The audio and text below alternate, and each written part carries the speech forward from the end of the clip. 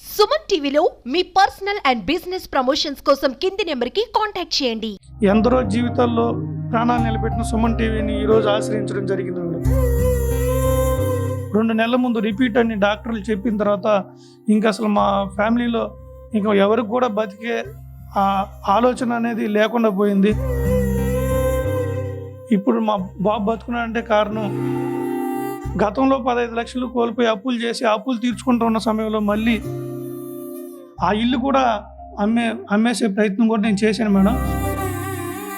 Bone marrow transplantation చేయాలంటే 40 నుంచి 50 లక్షలు ఖచ్చితంగా అవసరం అవుతుంది అన్నారు మేడం. ఉన్న సర్వస్వం కోల్పోయాము. ఒక ఇంజెక్షన్ 60,000 40,000, మొత్తం ట్రీట్మెంట్ 1 year పాటు హాస్పిటల్లోనే ఉండాలంట మేడం. డైలీ 2-3 ప్యాకెట్స్ బ్లడ్ ఎక్కిస్తూనే ఉన్నారు మేడం. అసలు బతకడం ఎందుకు అనిపించేటప్పుడు స్పందించే మానవతావాదులు దొరుకుతారు, మా బిడ్డని కాపాడతారని ఎదురు చూస్తున్నాను. హాయ్, నమస్తే, వెల్కమ్ టు సుమన్ టీవీ. చిన్న పెద్ద అని వయసుతో తేడా లేకుండా కొంతమందికి ఎటువంటి చెడు అలవాట్లు లేకపోయినప్పటికీ కూడా క్యాన్సర్ అనే మహమ్మారి బారిన పడి చాలామంది కూడా మృత్యువత పడుతున్నారు. అయితే చాలామందిలో ఈ క్యాన్సర్కి సంబంధించిన లక్షణాలు ఇనీషియల్ స్టేజెస్లో తెలియట్లేదు. అంటే కొంతమందికి ఆ యొక్క లక్షణాలు కనిపెట్టినప్పటికీ కూడా వారి యొక్క ఆర్థిక పరిస్థితులు సపోర్ట్ చేయక వారు క్యాన్సర్తో పోరాడి చాలా వరకు కూడా మృత్యువాత పడుతున్నారు. అయితే ప్రస్తుతం తిరుపతి జిల్లా సంబంధించి వెంకటగిరికి సంబంధించిన గౌతమ్ అనే 13 ఏళ్ల అబ్బాయి బ్లడ్ క్యాన్సర్తో బాధపడుతూ ఉన్నాడు.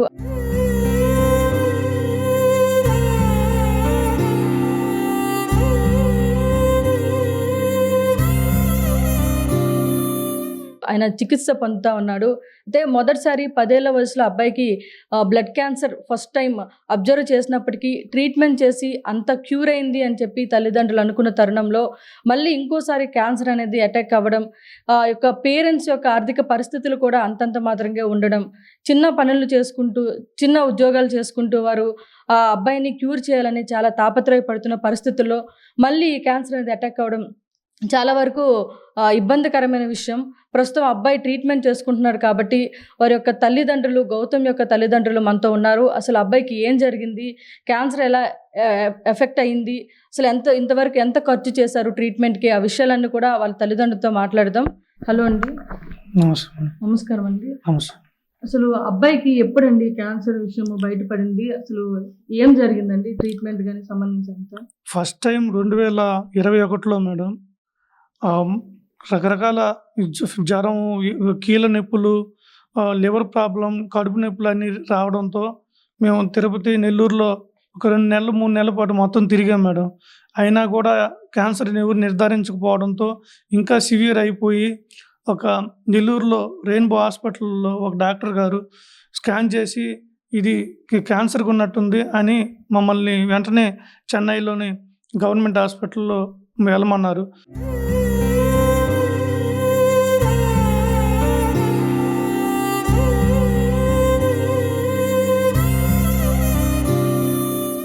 వెంటనే అక్కడికి వెళ్ళిన తర్వాత 2 రోజులకి ఇంకా సివియర్ అయిపోవడంతో పక్కనే ఉన్న ఒక private hospital, Kanchi Kamakoti child trust hospital అనే దగ్గరికి వెళ్ళాం మేడం. అక్కడికి వెళ్ళిన వెంటనే వాళ్ళు 30 లక్షలు అని చెప్తాను మా గుండెలు నిజంగా పగిలిపోయినంత పని. నేను సామాన్య టీచర్ని, ఒక 15,000 13,000 సంపాదించుకునే టీచర్ని.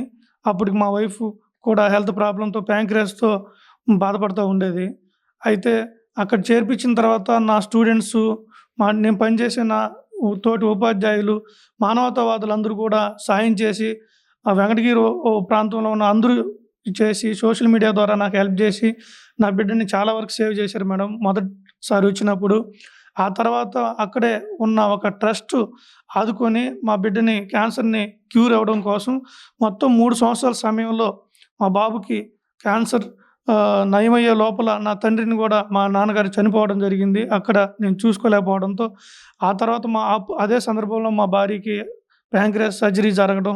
నేను అక్కడి నుంచి వచ్చిన తర్వాత నాకు స్పైన్, నేను టీచర్ అయినప్పటికీ అప్పుడు మిడిల్ ఆఫ్ ద ఇయర్లో వచ్చిన తర్వాత నాకు అక్కడ ఏ స్కూల్లో ఖాళీ లేకపోవడంతో ఇండియన్ గ్యాస్లో సిలిండర్లు కూడా మోసి నా ఎముకలు మెడ ఎరగడం, నేను దానికి కూడా సర్జరీ చేసుకొని ఇప్పుడిప్పుడే కోలుకుంటున్న మా ఫ్యామిలీలో మళ్ళీ ఇది రిపీట్ అయ్యిందని 2 నెలల ముందు రిపీట్ అని డాక్టర్లు చెప్పిన తర్వాత ఇంక అసలు మా ఫ్యామిలీలో ఇంక ఎవరికి కూడా బతికే ఆలోచన అనేది లేకుండా పోయింది.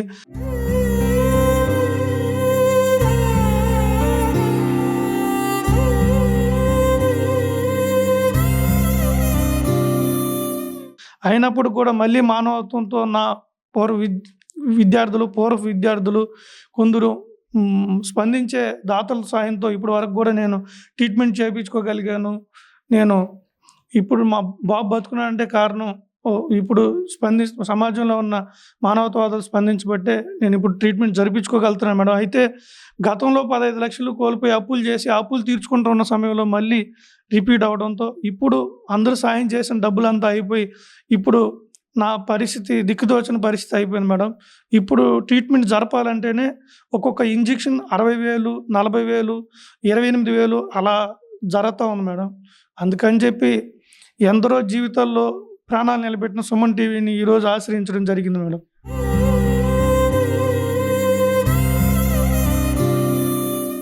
బాబు వయసు ఎంత ఉంటుందండి? ఇప్పుడు ఏం చదువుతున్నాడు బాబు? బాబు 9th class madam. 9th class చదువుతున్నాడు.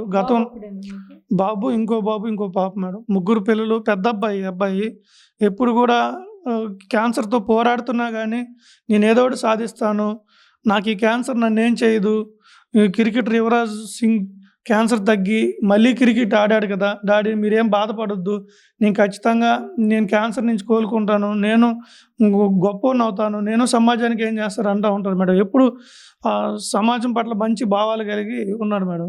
ఆ అబ్బాయిని ఎలాగైనా కాపాడుకోవాలని అందరినీ ప్రాధేయపడుతున్నాం మేడం.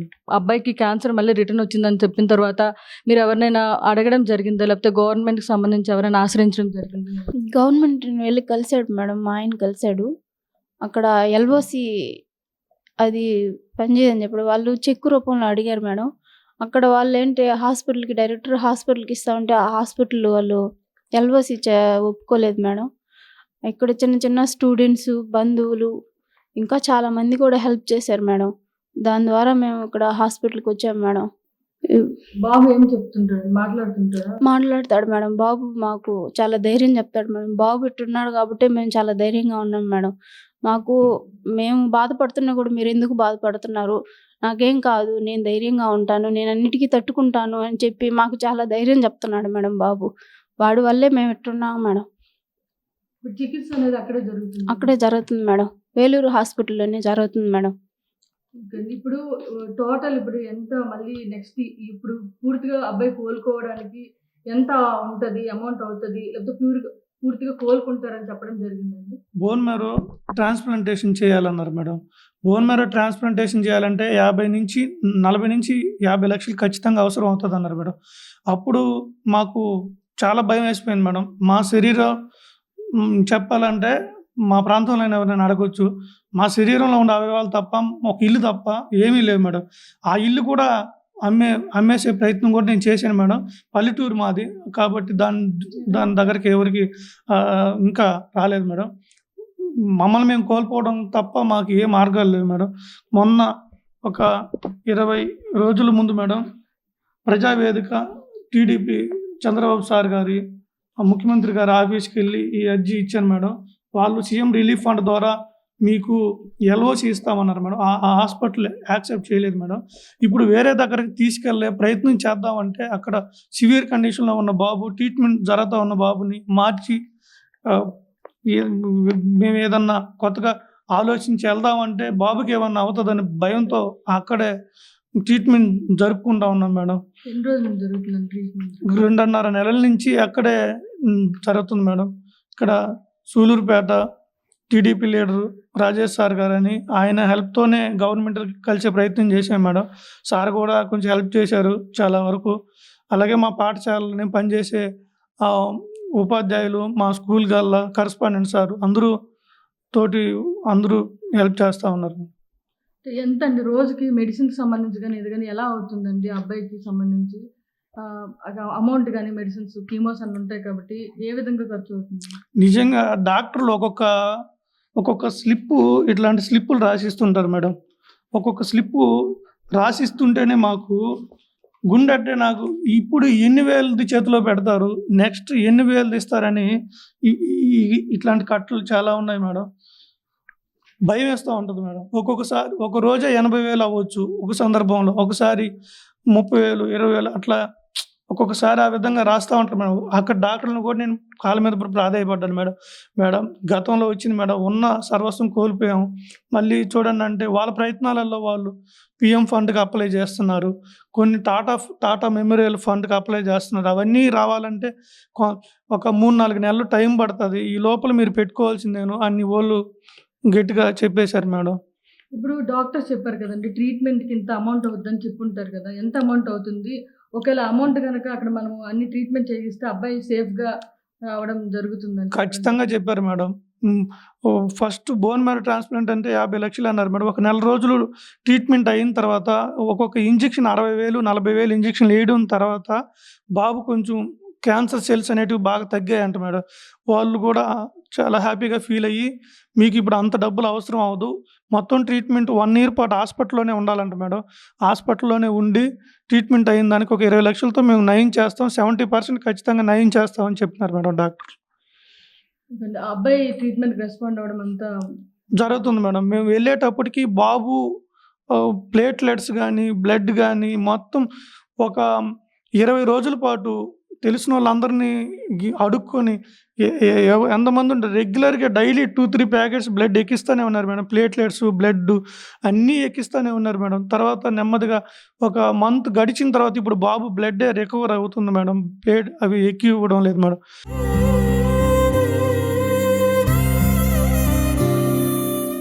బాగా కంట్రోల్ అవుతా రెస్పాండ్ అవుతూ ఉన్నారు మేడం. బాబు కూడా మాకు అదే మేడం, ఏ సందర్భంలో అయినా వేరే ఆలోచనలు వచ్చి మనకి ఇన్ని కష్టాలు అసలు బతకడం ఎందుకు అనిపించేటప్పుడు బాబే దగ్గరికి తీసుకొని చెప్తుంటారు, డాడీ నీకు డబ్బులు ఉన్నంత వరకు పెట్టి చూపించు, లేకపోతే పర్లేదు ఇంటికి తీసుకెళ్ళిపో, ఇబ్బంది ఏం లేదు, మీరు బాధపడొద్దు, తమ్ముడు ఉన్నాడు చెల్లి ఉన్నారని అట్లా మాట్లాడుతుంటారు మేడం. సార్ అది మీరు ఒకసారి మీ ఫోన్ పే కానీ లేకపోతే మీ అకౌంట్ అడ్రస్ చెప్తే ఎవరైనా బాబుకి ట్రీట్మెంట్ హెల్ప్ చేసే వాళ్ళు ఉంటారు కాబట్టి ఒకసారి మీ ఫోన్పే నెంబర్స్ నా PhonePe number 9505852143. PhonePe Google pay ఉంది సార్. అందరికీ నిజంగా చెప్తున్నాను, మా దగ్గర ఏం లేదు సార్. మమ్మల్ని మేము కోల్పోవడం తప్ప చాలా సందర్భాల్లో చాలా అసలు చనిపోదామనే ఆలోచన వచ్చినప్పుడు కూడా సమాజం మీద నమ్మకంతో స్పందించే మానవతావాదులు దొరుకుతారు, మా బిడ్డని కాపాడతారని ఎదురు చూస్తున్నాను. అధికారులు కావచ్చు, రాజకీయ నాయకులు కావచ్చు, మానవత్వం వాళ్ళు కావచ్చు, ఎవరైనా కానీ నేను చాలా పేదవాడిని, నా బిడ్డని కాపాడితే మీ అందరికీ మీ రుణం తీర్చుకోలేను సార్. ఎవరి ద్వారా అయినా మా బిడ్డని కాపాడాలని చెప్పి చాలా రిక్వెస్ట్ చేసుకుంటున్నాను సార్. నిజంగా సుమన్ టీవీ ఈరోజు మాకు ఎందరికో, నిజంగా మళ్ళీ చెప్తున్నాను సార్, ఎందరికో జీవితాలని ప్రసాదించింది, భిక్ష పెట్టింది. మా బిడ్డను కూడా కాపాడుతుందని నమ్మకంతో ఇక్కడికి వచ్చినాం. మీ ద్వారా కూడా ముఖ్యమైన వాళ్ళని తెలియజేసి మా బిడ్డకి ఉపయోగపడతారని వేడుకుంటున్నాం మేడం.